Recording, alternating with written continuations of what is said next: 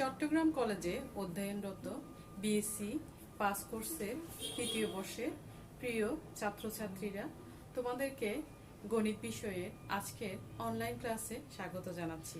আমি জেসমিন আক্তার, সহকারী অধ্যাপক, গণিত বিভাগ, চট্টগ্রাম কলেজ, চট্টগ্রাম। আজকে তোমাদেরকে আমি তোমাদের থার্ড ইয়ারের বিষয় অর্ডিনারি ডিফারেনশিয়াল ইকুয়েশনের উপর ক্লাস নেব। অর্ডিনারি ডিফারেনশিয়াল ইকুয়েশনের প্রথম চ্যাপ্টারটা হচ্ছে ordinary differential equations and their solutions. তাহলে আমরা শুরু করে দিই আজকে পড়া। প্রথমে আমরা ordinary differential equations and their সলিউশনের চ্যাপ্টারের প্রথমে আমাদের হচ্ছে ডিফারেনশিয়াল ইকুয়েশন বা অন্তরক সমীকরণ কি, যদিও তোমরা আগে থেকে আশা করি জানো। যারা জানো না তাদের জন্য আমি আবার একটু রিকল করছি। অন্তরক সমীকরণ হচ্ছে এক বা একাধিক স্বাধীন চলকের সাপেক্ষে এক বা একাধিক অধীন চলকের অন্তরজ বা অন্তরক সংযুক্ত সমীকরণকে অন্তরক সমীকরণ বলে।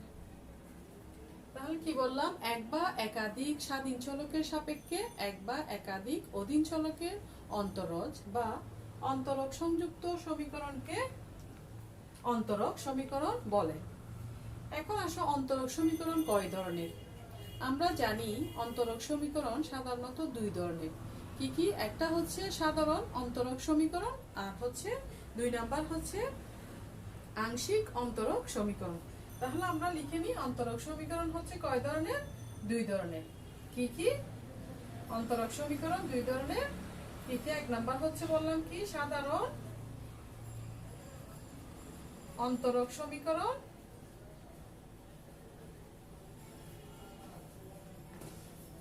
আর দুই নাম্বার হচ্ছে কি আংশিক অন্তরক সমীকরণ। তাহলে এতটুকুতে আমরা কি কি জানলাম? অন্তরক সমীকরণের সংজ্ঞা কি জানতে পারলাম। অন্তরক সমীকরণ কয় ধরনের? দুই ধরনের। একটা হচ্ছে সাধারণ অন্তরক সমীকরণ, আর হচ্ছে কি দুই নাম্বার হচ্ছে কি আংশিক অন্তরক সমীকরণ।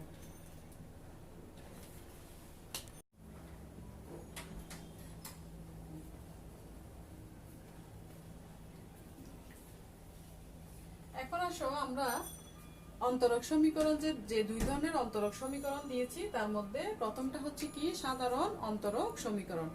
এখন আসো তাহলে সাধারণ অন্তরক সমীকরণটা কি আমরা জেনে নিই। সাধারণ অন্তরক সমীকরণ হচ্ছে একটি স্বাধীন চলকের সাপেক্ষে একটি স্বাধীন চলকের সাপেক্ষে এক বা একাধিক অধীন চলকের অন্তরজ বা অন্তরক সংযুক্ত সমীকরণকে সাধারণ অন্তরক সমীকরণ বলে। তাহলে কি বললাম? সাধারণ অন্তরক সমীকরণ হচ্ছে এখানে মূলত একটি স্বাধীন চলকের সাপেক্ষে এক বা একাধিক অধীন চলকের অন্তরজ বা অন্তরক সংযুক্ত সমীকরণকে সাধারণ অন্তরক সমীকরণ বলে। এরপর আসো হচ্ছে দুই নাম্বার হচ্ছে কি আংশিক অন্তরক সমীকরণ। সাধারণ অন্তরক সমীকরণের মতোই আংশিক অন্তরক সমীকরণটা তাহলে আমি একই জায়গায় লিখছি, যেখানে সাধারণ অন্তরক সমীকরণের সংজ্ঞা লিখেছিলাম এই সংখ্যার মধ্যে আমি আংশিক অন্তরক সমীকরণটা কি সেটাও লিখে দিচ্ছি। তাহলে এখানে সাধারণের জায়গায় হবে আংশিক অন্তরক সমীকরণ, আংশিক অন্তরক সমীকরণটাও হচ্ছে আমাদের সাধারণ অন্তরক সমীকরণের মতোই, এখানে একটি স্বাধীন চলক, আর আংশিকের ক্ষেত্রে হবে একাধিক একাধিক স্বাধীন চলকের সাপেক্ষে এক বা একাধিক অধীন চলকের অন্তরজ বা অন্তরক সংযুক্ত সমীকরণকে আংশিক আংশিক অন্তরক সমীকরণ বলে।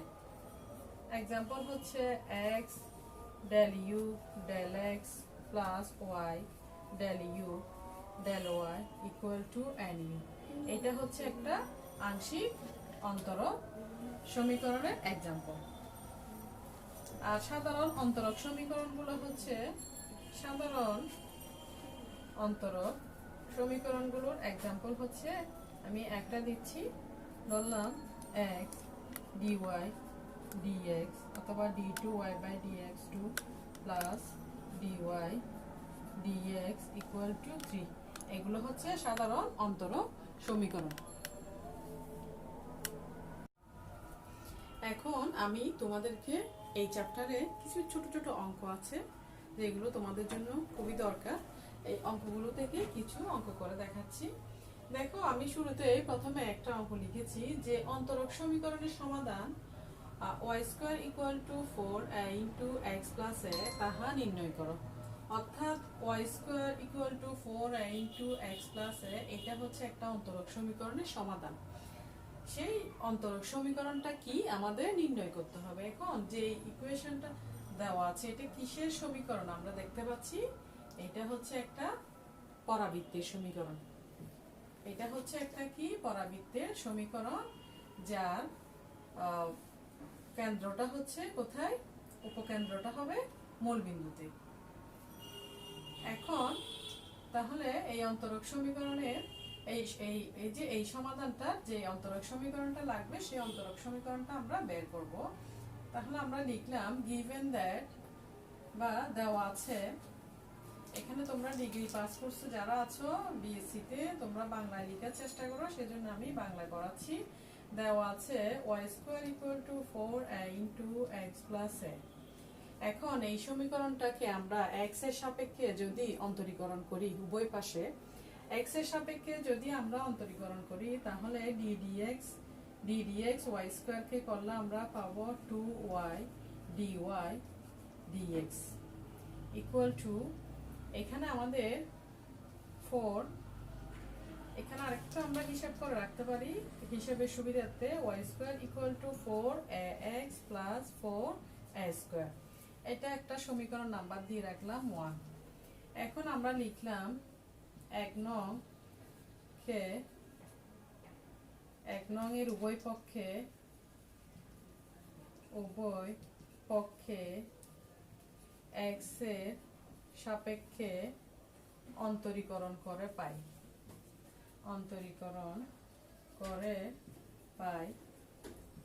এক নং এর উভয় পাশে x এর সাপেক্ষে অন্তরীকরণ করলে ddx y স্কয়ার, আমরা জানি 2y dy dx equal to 4a ddx into x হচ্ছে 1 আর ddx 4a স্কয়ার এটা হচ্ছে ধ্রুবক, তাহলে 0 হয়ে যাবে। তো এখন এখান থেকে আমরা উভয় পাশে এখানে যদি 2 দিয়ে ভাগ করে দিই, আমরা পাই y dy dx equal two 2a।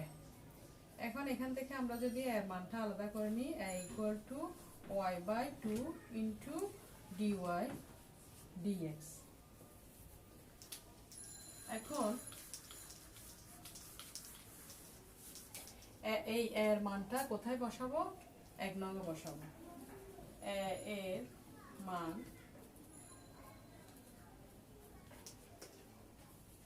এক নং সমীকরণে বসিয়ে পাই, এর মান এক নং সমীকরণে বসিয়ে পাই। এক নং সমীকরণে বসালে আমরা কি পাচ্ছি দেখি, y square equal to 4 into এর মান হচ্ছে y by 2 dy dx plus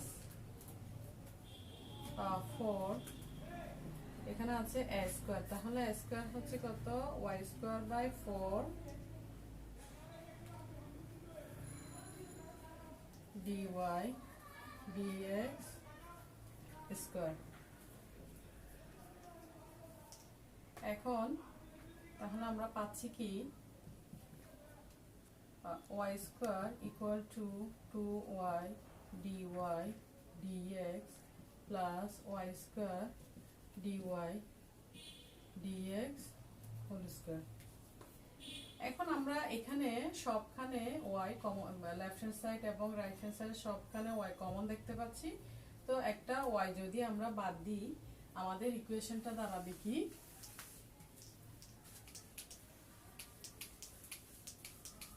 একটা y যদি বাদ দিয়ে দিই তাহলে আমাদের ইকুয়েশনটা দাঁড়াবে y dy dx square plus 2 dy dx minus y equal to 0, which is the required equation. অর্থাৎ আমরা একটা ডিফারেনশিয়াল ইকুয়েশন পেয়ে গেলাম।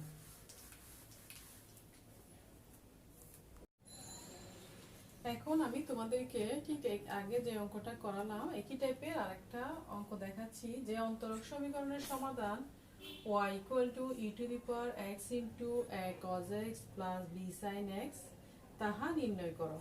তাহলে এটা হচ্ছে আগের মতো এটা একটা সমাধান, এই সমাধানটা হচ্ছে কোন কি ধরনের অন্তরক সমীকরণের, সেই অন্তরক সমীকরণটা আমাদের বের করে দেখাতে হবে। তাহলে এই ক্ষেত্রে আমরা দেওয়া আছে লিখি, দেওয়া আছে y equal to e to the power x a cos x plus b sin x। এখন এক নং এর উভয় পাশে আমরা যদি x এর সাপেক্ষে অন্তরীকরণ করি তাহলে আমরা পাই dy dx equal to, এখানে হচ্ছে d dx ub এর ফর্মুলা হবে, এটা e to the power x কে যদি u ধরি আর a cos x plus b sin x কে যদি b ধরি তাহলে আমাদের কাজটা করতে ইজি হয়। তাহলে আমাদের রাইট হ্যান্ড সাইডে হবে d dx ub এর ফর্মুলা। d dx ub এর ফর্মুলা হচ্ছে আমরা জানি প্রথমে হচ্ছে u হবে, u হচ্ছে e to the power x d dx into v, d dx into এখানে b হচ্ছে কি a cos x plus b sin x। তাহলে a cos x plus b sin x কে আমরা d dx করলে cos x d dx cos x হচ্ছে আমরা জানি minus sin x plus b d dx sin x হচ্ছে আমরা জানি কি cos x প্লাস, এখন আবার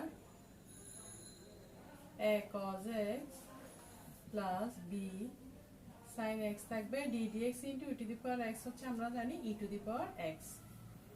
এখন dy dx equal to e to the power x minus a sin x plus b cos x। এখানে আমরা এই যে e to the power x into a cos x plus b sin x এক নং, এটা এক নং দিয়ে রাখলে এক নং এ দেখতে পাচ্ছি y, তাহলে এই মানটার পরিবর্তে আমরা লিখতে পারি y। আচ্ছা, এখন এটাকে আমরা 2 নং দিলাম, 2 নং ইকুয়েশন দিলাম।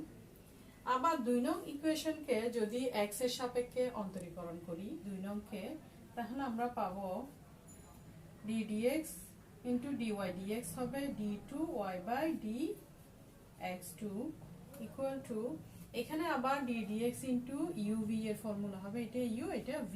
তাহলে d dx into uv এর ফর্মুলা করলে আমরা পাচ্ছি e to the power x, এখানে মাইনাস a sin x আছে তাহলে minus a d dx sin x হচ্ছে আমরা জানি cos x plus b d dx cos x হচ্ছে আমরা জানি minus sin x, minus sin x আবার প্লাস d dx আবার minus a sin x plus b cos x d dx e to the power x হচ্ছে e to the power x plus আবার y কে d dx করলে dy dx হবে।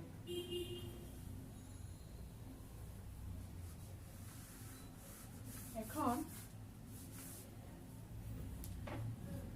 d2y by dx2 equal to, এখানে দেখো e to the power x, এখানে এখান থেকে আমরা যদি মাইনাস চিহ্ন কমন নিই তাহলে minus e to the power x a cos x plus b sine x হবে। তাহলে সেটা হবে কি, এখানে এখানে আমরা মাইনাস ওয়াই বসাতে পারি। ঠিক এই জায়গায় মাইনাস চিহ্ন আমরা যদি সামনে নিয়ে আসি, তাহলে minus e to the power x a cos x plus b sine x মান হচ্ছে ওয়াই। এরপর প্লাস এখানে দেখো minus a sine x plus b cos x e to the power x. এটা আমরা 2 নং থেকে দেখতে পাচ্ছি কি e to the power x into minus a sine x plus b cos x. এটার মান যদি আমরা আলাদা করে ফেলি তাহলে আমরা পাবো ডিওয়াই ডিএক্স মাইনাস ওয়াই। তো যেখানে e to the power x minus a sine x plus b cos x আছে, e to the power x minus a sine x plus b cos x আছে, সেখানে আমরা ডিওয়াই ডিএক্স মাইনাস ওয়াই লিখতে পারি। তাহলে এটার মান লিখলাম হচ্ছে ওয়াই, তাহলে মাইনাস ওয়াই হয়ে গেল। আর এখানে হবে এই জায়গায় হবে dy dx minus y, dy dx minus y, আর বাকি আছে কি প্লাস dy dx। তাহলে এখন আমাদের আসলো কি d2y বাই dx2, এখানে dy dx আছে, dy dx 2 dy dx সব এক পাশে নিয়ে আসলে মাইনাস 2 dy dx, তারপর হচ্ছে মাইনাস ওয়াই, এখানে মাইনাস ওয়াই, তাহলে মাইনাস 2y ইকুয়াল টু 0। তাহলে এটা হচ্ছে কি আমাদের নির্ণেয় সমীকরণ, এটা হচ্ছে একটা ডিফারেনশিয়াল ইকুয়েশন চলে আসলো। আশা করি তোমরা বুঝতে পেরেছো।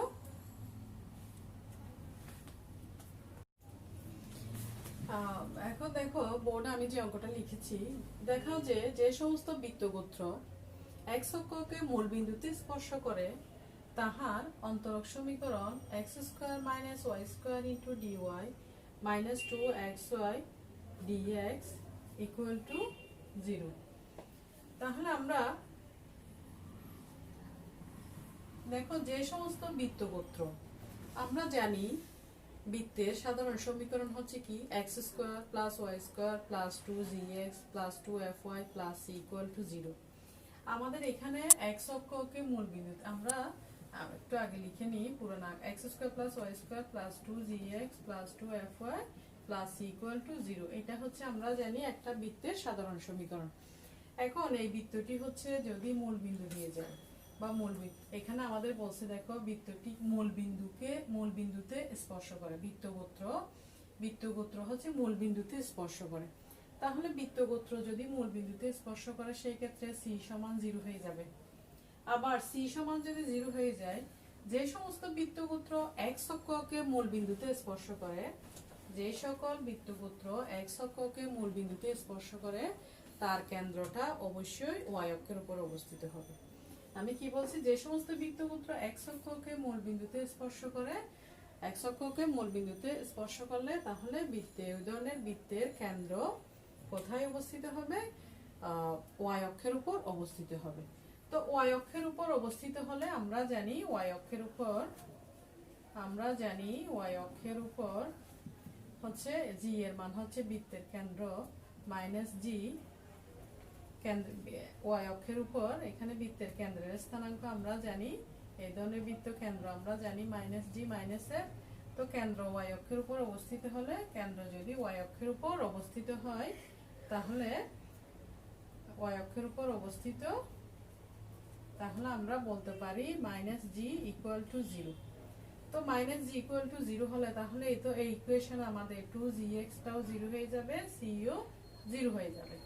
তাহলে আমরা কি লিখতে পারি, যে সমস্ত বৃত্তগোত্র x অক্ষকে মূল বিন্দুতে স্পর্শ করে ওই ধরনের বৃত্তের সমীকরণ হচ্ছে x square plus y square plus 2fy equal to 0।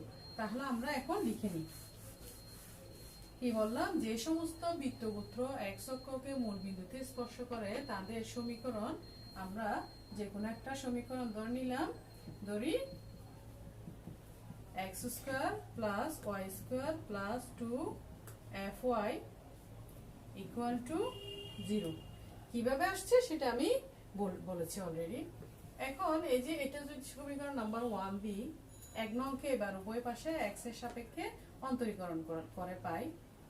2x plus 2y dy dx plus 2f y কে করলে dy dx equal to 0। এখন 2x plus 2y dy dx plus 2f এর মানটা এখানে দেখো কোনো সমীকরণে এই সমীকরণে কোনো f নাই, তাহলে f এর মান থেকে আমাদের কি করতে হবে, বের হয়ে আসতে হবে। তো f এর মান বের করার জন্য 1 নং থেকে আমরা কি পাই, 1 নং থেকে পাই f হচ্ছে কি x square plus y square divided by -2y। তাহলে এখানে যেখানে 2f আছে তাহলে 2f এর মানটা আমরা কি বসাতে পারি, অথবা f এর মানটা কি বসাতে পারি, f এর মানটা 2f এর মানটাই বসিয়ে দিই। 2f এর মানটা আমরা বসাতে পারি কি -x square plus y square by y into dy dx equal to 0। এখন এখানে নিচে আমরা y, যেহেতু নিচে y আছে এখানে আর কোনো জায়গায় y নাই, তাহলে নিচের yটা বাদ দেওয়ার জন্য আমরা কি করতে পারি, সবখানে আমরা y দ্বারা গুণ করে দিতে পারি। সবখানে y দ্বারা যদি গুণ করে দিই আমরা পাই 2xy plus 2y square dy dx minus x square plus y square into dy dx equal to 0। এখন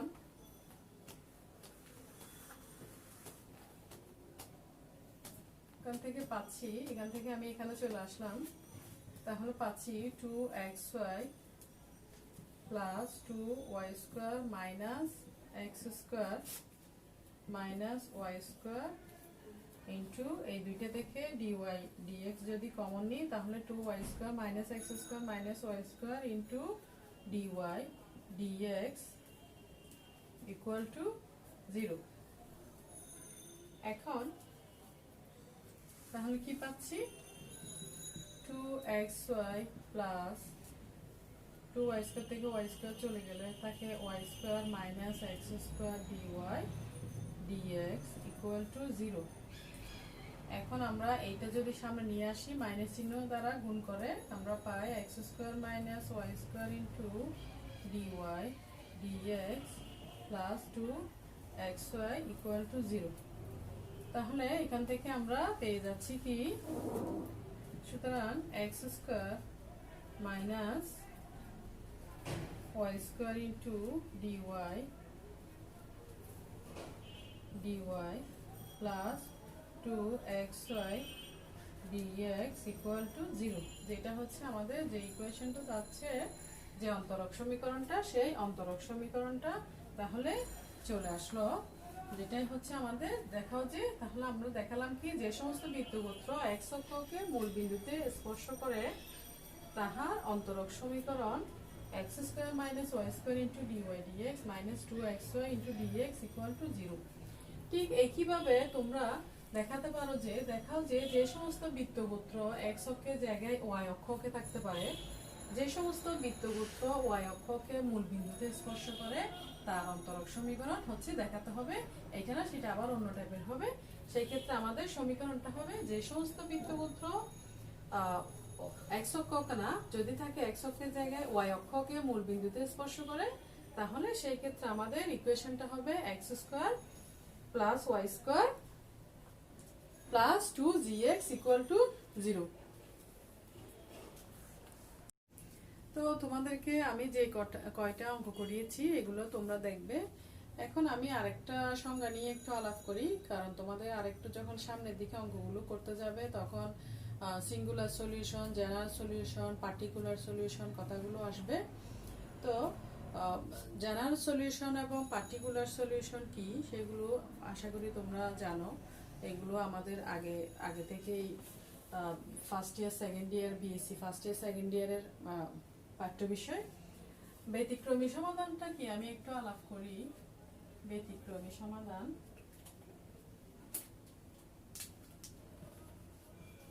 ব্যতিক্রমী সমাধান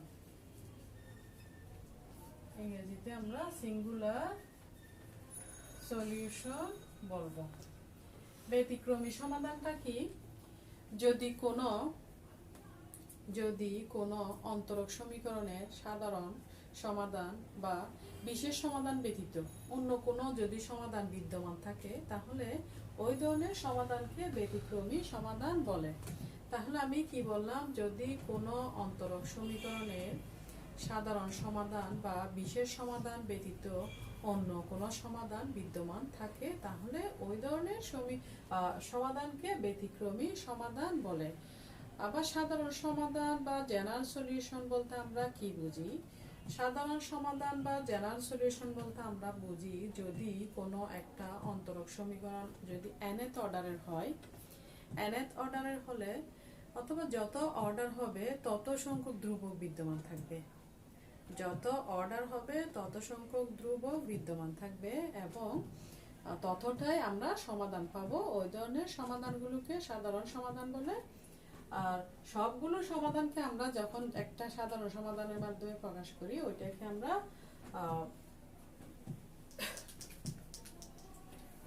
আমরা পার্টিকুলার সলিউশন বলি। ব্যতিক্রমী সমাধানটা কি বলছি? ব্যতিক্রমী সমাধানটা হচ্ছে সাধারণ সমাধান বা বিশেষ সমাধান ব্যতীত অন্য যে কোনো সমাধান বিদ্যমান থাকলে তাকে আমরা ব্যতিক্রমী সমাধান বলি। তাহলে আমরা একটু লিখে নিই। যদি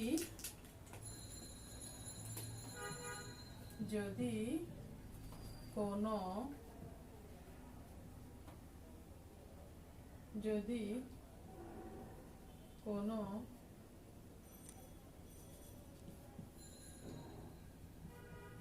অন্তরক সমীকরণের সাধারণ সমাধান বা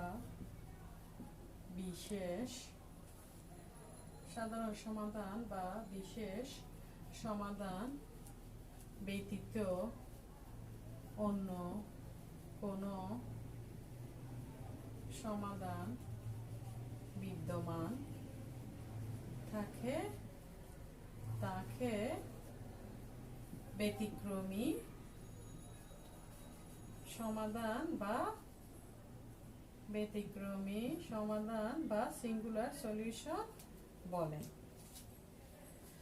আশা করি শিক্ষার্থীরা আমি আজকে ক্লাসে যতটুকু পড়িয়েছি তোমরা বুঝতে পেরেছো। আজকে তাহলে এতটুকু থাক। আগামী ক্লাসে আবার তোমাদের সাথে দেখা হবে। তোমরা সবাই ভালো থাকো, সুস্থ থাকো, নিরাপদে থাকো, এই প্রত্যাশা রইল।